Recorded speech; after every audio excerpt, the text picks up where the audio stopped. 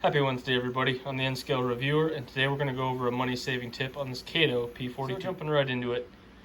In general, at least that I found purchasing most models, get them DC equipped, DCC ready, and just install the most affordable board you can find. If you're not worrying about sound or any of that type of thing, a Digitrax or an NCE decoder is more than sufficient for most everybody's general use. In my case, I did some searching, I did some price checking, and I found a Digitrax decoder for this Kato P42. I ended up with this because I needed some extra track on my layout, and it was just a really good deal to get the Kato starter set with this Amtrak engine, the 3-passenger cars, and then the loop of track that I needed for a specific area on my layout. So I picked it up on sale on Amazon. I run a DCC layout and don't really enjoy DC stuff, so when money allowed for it, I picked up a $38 DCC board, and we're going to go ahead and install it today. In the back here, you'll see that's the decoder I picked up. It's just a Digitrax, pretty much the basic DCC board for this model. If you haven't ever had to look for one, you can jump on to Digitrax or NCE. They're the easiest ones. They have really good locomotive charts. You can go find the one you're after. Really easy to look up. In this case, this just happened to be the cheapest one at the time on eBay. Like I said, I picked it up for about $38 shipped. The reason why I chose to do this as my first DCC install, most modern locomotives are pretty easy to get apart. These P42s, at least for me, seem simple, but are really difficult to get apart. Some people can just get them to fall apart. The 3 of them that I've owned in my life, they are really difficult to get apart, and this one is no exception. So we're gonna jump right into this, and hopefully I don't break something. You probably will need a couple tools for this. I have a razor knife handy just in case I need it, but my tool of choice are these set of gripping pincers right here. They got plastic tips on them, so they're not conductive, and they work really good for taking the clip off that's underneath the shell. So I also remove the insulating electrical tape. I forget what it's called. I don't use it on these decoders, and on my other Katos I do. They just have closer tolerances. I've never had an issue running these without the tape on the P42s. So let me go ahead and hopefully get in position and get the shell off without breaking something here. Okay, I am told that if you just peel open the sides like so and tap on the table, it'll come right out. I have never ever had luck with this, but what I did find is if you kind of snap it forward almost violently, there it popped.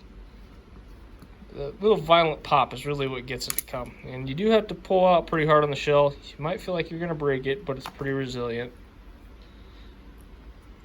All right, there's our DC board, and here's our little pincers. That part right there is the clip that holds the motor contacts to the DC board. You need to save that. I don't like soldering these boards on. So put your thumb on it and just lightly push that underneath. You'll see it popped up there. Bingo bango, don't lose that. That's important. And notice there are contacts right there. I'm gonna lightly peel them back both directions and twist the board off, and DC board's off of there. This board is directional. Notice this is the front, the snow plows up there, and you get the motor contacts up top. So what you're gonna do is just the opposite direction. You're gonna set this on the corner like so. You're going to grab your plastic pincers. You're gonna grab that other motor contact on this side, give it a little bit of space, and there you go. At this point, you're almost there. You got the motor contact sticking up on each side. This is the finicky part. Gonna come in nice and carefully. You're gonna very slowly and carefully push the motor contact down on both sides. And then I like to make sure they're relatively centered on the board. It's pretty close. You're gonna grab that little finicky piece right there. You carefully set it down. And I don't know if you can hear that, but it pops in place. See, it holds the motor contacts down. I don't like to solder these things if I don't have to. Lots of tiny components. Anytime you can keep heat away from them, you're probably doing yourself a favor. Now, if you're a trusting person, you can go ahead and put the shell back on, but this is the point where I like to go ahead and do my programming steps. So we're going to jump into that on my controller over here. Okay, we got a bit of advanced machinery. This is not necessarily something you need, but it is a pretty handy tool if you do a lot of speed matching. I've got some tricks. We're going to go through getting this set up for easy use. Have this set up on N scale, so everything should be in scale speed. And we're just going to go ahead and push this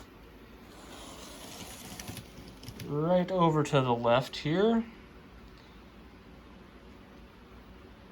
Up a little bit. That right over there, that little piece of section heading to the little shop, is my programming track. It's electrically disconnected from the rest of my layout with a pretty big gap right here, so it's just there for programming, and it's kind of part of the looks of the layout. But we're going to jump back over here because unfortunately I don't quite yet have a wireless controller. So what we're going to do first is I want to make sure my channel 1 is set up for the road number. We're 161 on this thing. So I got 161 on there. And first things first is I'm going to hit the program. I'm going to go to the quick decoder setup. And I have the road number programmed in my long address. I'm just going to hit right. Now, if you see lights beeping and you hear those little beeps go as well, excuse me, if you hear the beeps and the lights flashing, sorry about that, I'm tired, had a long city council meeting tonight, that means everything functioned properly and we're now set up for that road number. So now I'm going to head and just exit. I'm going to pop back into our programming menu and we're going to go to 2. And in general, what you're going to want to do is, I personally like to go to channel or CV number 6, and I am going to hit data. And a good starting point on most Kato models for my mid-range is about 100. I'm just going to go ahead and write that. And on Digitrack systems, they function differently than a lot of others. You have essentially a 0 to 99 speed table, as opposed to like, run 1, 2, 3, 4, 5, so on and so forth. So what I do to set this up is CV2 is essentially your low end speed. CV6 is your mid, and CV5 is your high end. I don't want anything on my layout going much more than 100. I would consider 85 a pretty good, 85 to 90 pretty good for a passenger train. So we're not going to go over that. So we just set our middle CV, and if you only go up to 49%, you're never going to go into your higher speed table. So essentially, from the factory, your low end is set at 0, and now you just set the highest possible voltage at 49. So what we're going to do is we're just going to push this onto our track, and we're going to put it in reverse, and we're just going to bring it up to speed. Now, I have a particular way of doing this. Since I have a layout, I just run it all the way back on my longest storage track. I bring it up to 49 on my controller. It's running in reverse. I then look at my speedometer and I reverse direction. So 114 miles an hour at 100. So that's basically way faster than we want to go. So we know now that 100 on our CV is higher than anything we want to do. So essentially how I'm going to set this up now is I'm going to put this back on my programming track. Oops.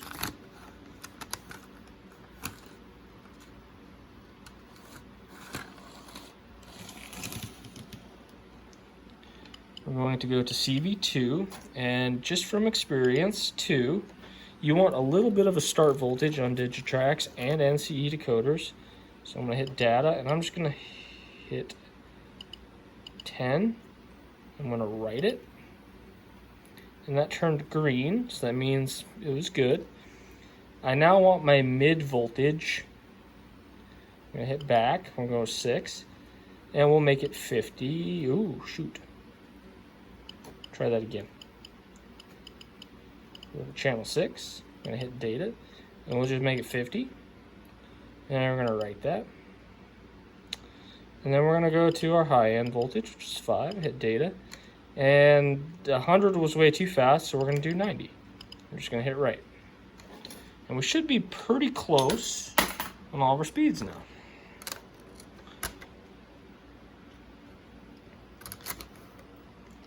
So again, we're going to get this back on our track. We're in reverse. We're at 49 and we're going relatively slow, so that's good news. I'm going to let that get all the way to the back. Wait for that to... Alright, we're good to go. We're going to reverse our direction to forward. We're looking better already. Ooh, 50 miles an hour at 50%. Excellent. That matches our speed. That's really good. Alright, let's go ahead and flip that to reverse. Run her back the other way again. I'm going to wait for that to reset. And this time we're going to bring her up to the full 99. Make sure we're not just ripping through here. I want to switch. 105. Perfect for a passenger train. And now we'll just go back a little bit. Wait for that to reset. I'm going to flip it back to forward. I'm going to bring her up 10% and just see how she crawls through.